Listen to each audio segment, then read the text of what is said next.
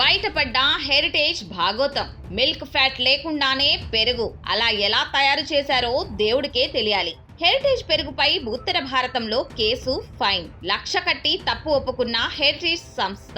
2014 నుంచి 2019లో చంద్రబాబు ప్రభుత్వం ఉన్నప్పుడు హెరిటేజ్ షేర్ ధర పిచ్చి పట్టినట్టు పెరుగుతూ పోయేది.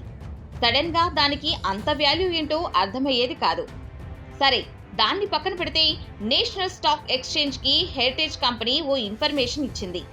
ఎంతైనా లిస్టెడ్ కంపెనీ కదా, కంపెనీ మ్యాటర్స్ ను ఖచ్చితంగా ఎన్ఎస్ఈకి చెప్పి తీరాలి. బట్ ఈ సమాచారంలో దిమ్మ తిరిగే మ్యాటర్ కనిపించింది. హెరిటేజ్ కంపెనీ ₹1,00,000 జరిమానా కట్టింది. ఇక్కడ చూడాల్సింది 1,00,000 మాత్రమే కదా అనే చిన్న అమౌంట్ ను కాదు, అసలు ఎందుకు ఫైన్ కట్టాల్సి వచ్చింది, హెరిటేజ్ లో ఏం తప్పు జరిగింది అనేది. హెరిటేజ్ పెరుగు ప్యాకెట్ కొన్నప్పుడు దాని మీద టోటల్ కర్డ్ అని ఉంటుంది, అంటే పూర్తిగా పెరుగు అనే దానర్థం. అయితే ఫుడ్ సేఫ్టీ స్టాండర్డ్స్ అథారిటీ మాత్రం ఆ పెరుగు నాసిరకం అని సర్టిఫికేట్ ఇచ్చింది.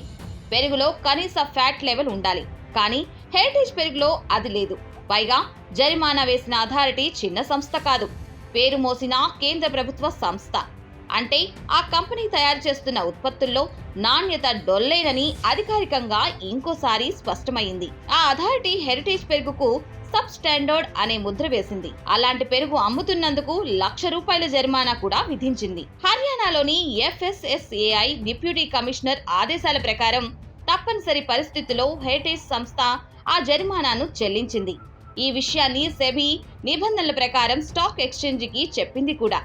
₹1,00,000 పెద్దదేం కాదు, ఆర్థికంగానూ పెద్దగా ప్రభావం చూపదు అని హెరిటేజ్ చెప్పుకుంటుంది, కానీ ప్రజల నమ్మకాన్ని పోగొట్టుకుంది. ఈ విషయాన్ని హెరిటేజ్ మర్చిపోతుంది. ఇక్కడేమో చంద్రబాబు సారథ్యంలోని కూటమి ప్రభుత్వం ప్రజల నమ్మకాన్ని కోల్పోతుంది. ఇప్పుడు ఆయన భార్యామణి నడుపుతున్న హెరిటేజ్ కంపెనీ ఉత్పత్తులపై నమ్మకం సన్నగిల్లుతుందని విమర్శిస్తున్నారు బీసీవై పార్టీ అధినేత బోడే రామచంద్ర యాదవ్.